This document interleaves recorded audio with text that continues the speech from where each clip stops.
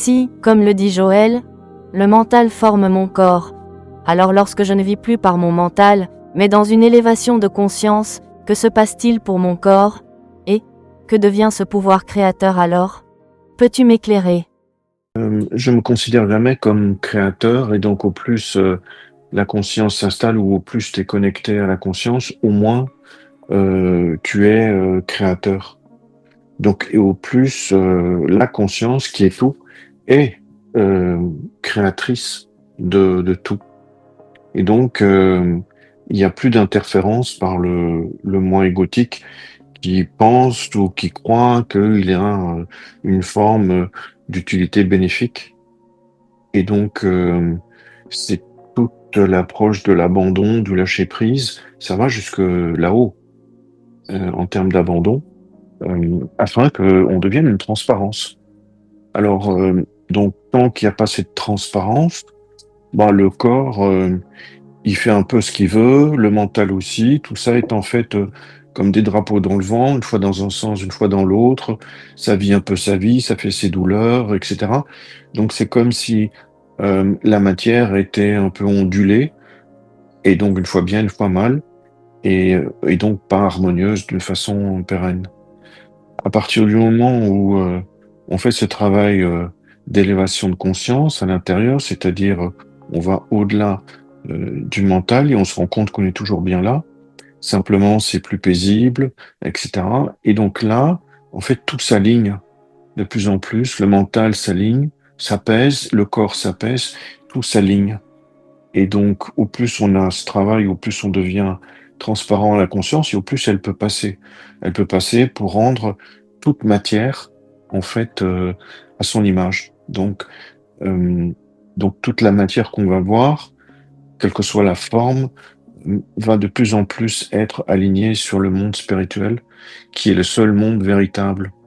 Le monde qu'on voit est le monde des apparences et lui, il n'est que le résultat de ce qu'on en fait dans notre conscience.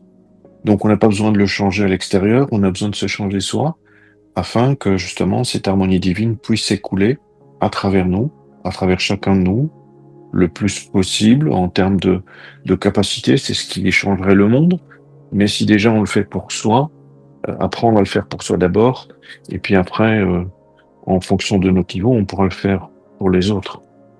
Mais donc, euh, Joël a un passage aussi où il dit qu'il n'est pas très conscient la plupart de la journée de son corps.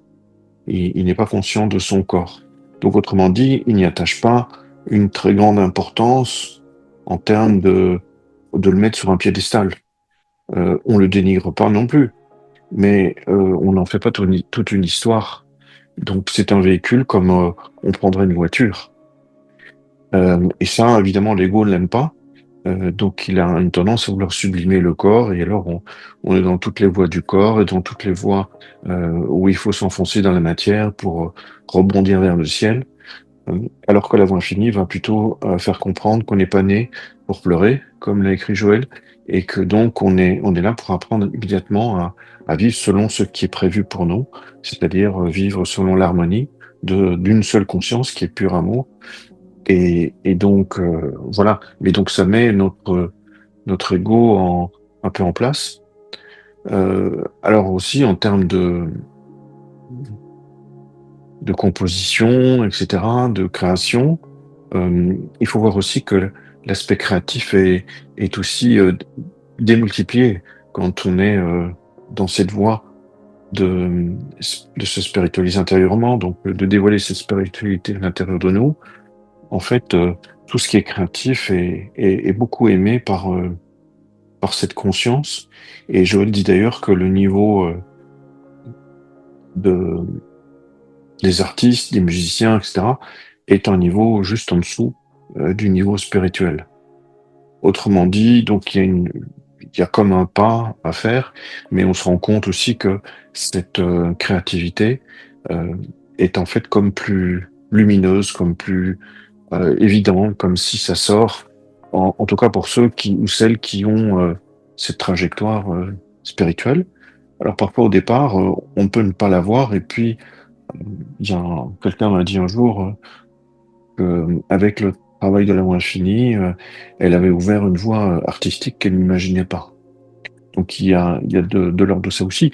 Et puis peut-être que d'autres ne vont comme moi, je n'ai pas de trajectoire artistique, en tout cas jusqu'à ce jour.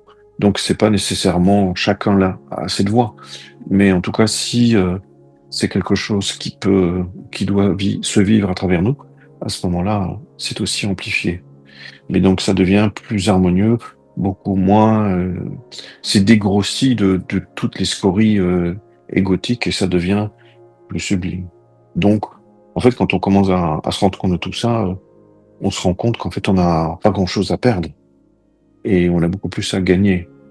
Mais on est coincé par les peurs que nous fait créer notre ego, en ne sachant pas ce qu'il y a au-delà. Voilà.